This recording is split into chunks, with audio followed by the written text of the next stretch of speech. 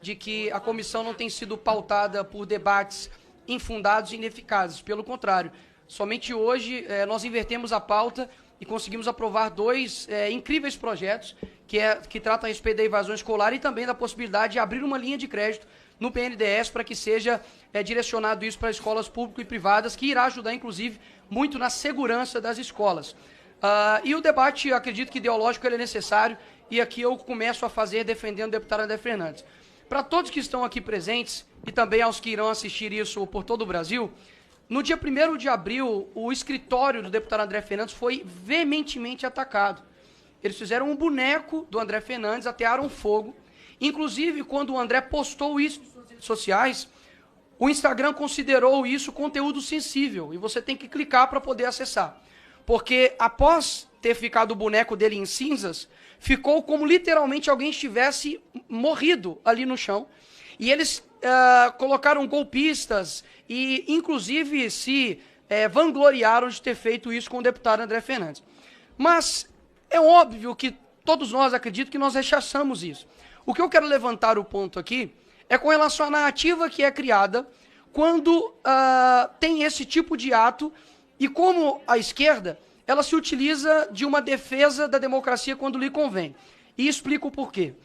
Eu estive no mês retrasado e semana passada com uma pessoa que é dita como golpista, como terrorista, mas que ela tem CPF. Ela tem um filho autista. Esta pessoa ela foi condenada a 16 anos. Só para vocês terem ideia, nós temos pessoas aqui no Brasil corruptos que foram os mentores aí do maior esquema de corrupção que o Brasil já viu, que é o Mensalão, que foram condenados a 12 anos e logo após o STJ reduziu sua pena para 8 anos. Ou seja, aos olhos da esquerda, quem roubou bilhões de reais das estatais, desviou dinheiro para ir para educação, para hospital, para saneamento básico, ele é menos terrorista, menos criminoso do que alguém que fez baderna. E de fato é baderna. E eu condeno essa baderna. Eu jamais irei defender quem depredou patrimônio público, quem, por exemplo, ateou fogo, quem veio aqui, mesmo que seja num sentimento de manada, isso está errado. Afinal de contas, você é responsável pelas suas atitudes. Mas nós precisamos ter a proporcionalidade e, inclusive, a ampla defesa, o direito de você, de fato, se defender. Os advogados, durante muito tempo, e alguns até hoje, não têm acesso aos autos, não têm acesso ao processo. E como que se é tão desproporcional de que essas pessoas que estão sendo condenadas a 16 anos, elas são pessoas comuns. Não deveria o foro delas ser, por exemplo, o STF. Por que que isso está acontecendo? Porque há claramente hoje no Brasil, e eu falo isso aqui com pesar, de que há uma clara revanchismo judicial contra pessoas que se alinham ideologicamente ao Bolsonaro. Nós temos hoje no Brasil vivendo uma anormalidade. Eu pergunto aos senhores, todos estão presentes aqui, e o Brasil, qual corrupto hoje está na cadeia? Sérgio Cabral, ele foi condenado a 400 anos. Sabe onde ele está? Nas ruas do Rio de Janeiro fazendo campanha, provavelmente para governador do Rio. E olha que se continuar do jeito que está, vira, porque até então uma pessoa que estava no presídio há pouco tempo virou presidente. Então o precedente já tem. O que eu quero chamar a atenção aqui de todos é, pela ordem, como que nós... presidente. O que, deputada Deise? Fazendo a defesa. Ele é o Sim, presidente, vai lá, por enquanto. pode fazer. Qual a ordem? Qual seria o artigo?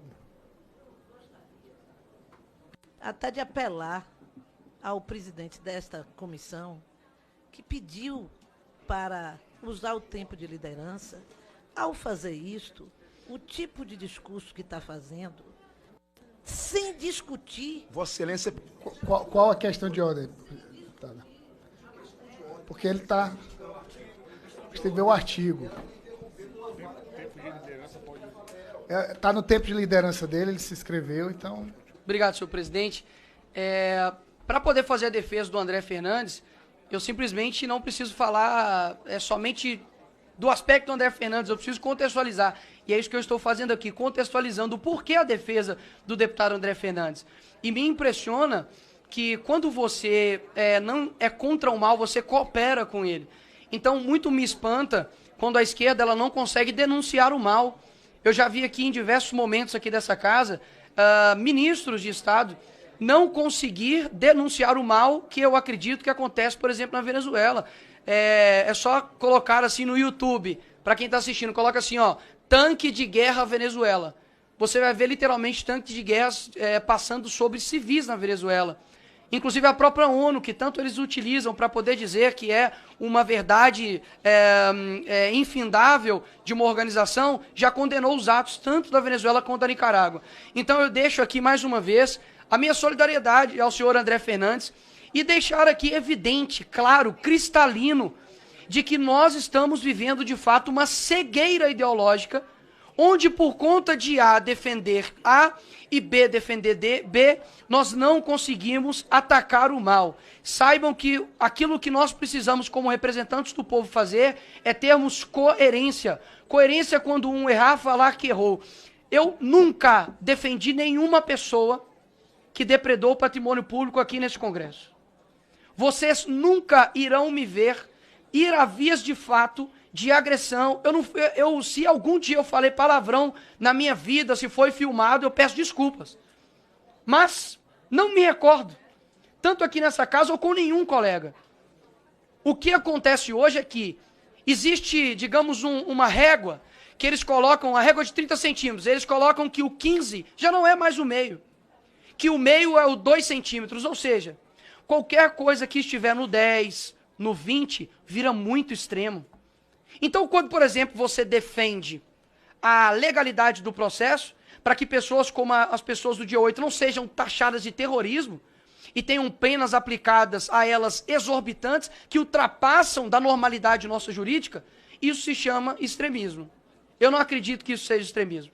Eu acredito, de fato, que as pessoas precisam pagar, inclusive uma pessoa pagou, com a própria vida. Isso aqui não é uma opinião minha.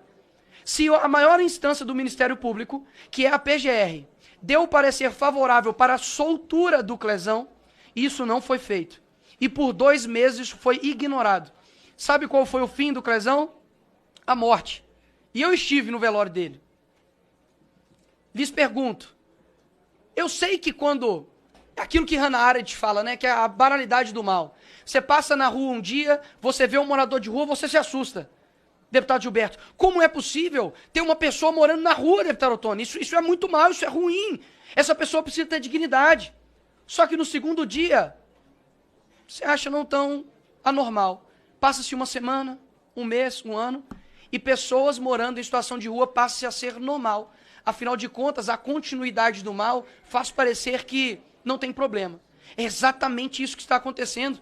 E digo mais, esta pessoa que eu visitei semana passada, ela é uma mãe de família que não tem uma linha em sua ficha criminal.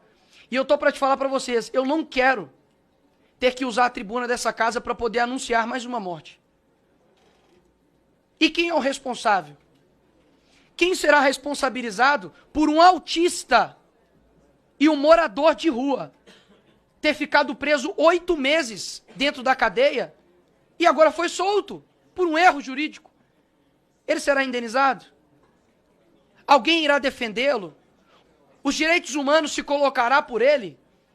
Ou seja, é necessário, ao defender deputado André Fernandes, mostrar todo o contexto anterior de explicar o porquê eles não serão favoráveis a pedir, não para que puna, porque o nosso papel não é esse, aqui não é uma comissão parlamentar de inquérito, mas pedir meramente, senhores, para quem talvez aqui não está entendendo, é solicitar à Procuradoria-Geral da República que apure possíveis crimes. Ou seja, não somos competentes para tal. PGR, veja se há algum crime. Se houver, a PGR irá dizer. E eu defendo este instrumento aqui, nesta comissão. Acho válido, acho que é o nosso papel como devidos representantes. E, por fim, dizer que, se Levante Popular não é terrorista pelo que eles fizeram, vocês também têm que anistiar os outros demais. O que eu digo é, ambos para mim são baderneiros. Olha só, isso chama-se coerência. Ambos para mim são baderneiros. Ambos para mim passaram do ponto na defesa das suas ideias. Isso é ser coerente. Não é ser coerente defender um lado simplesmente a qualquer custo.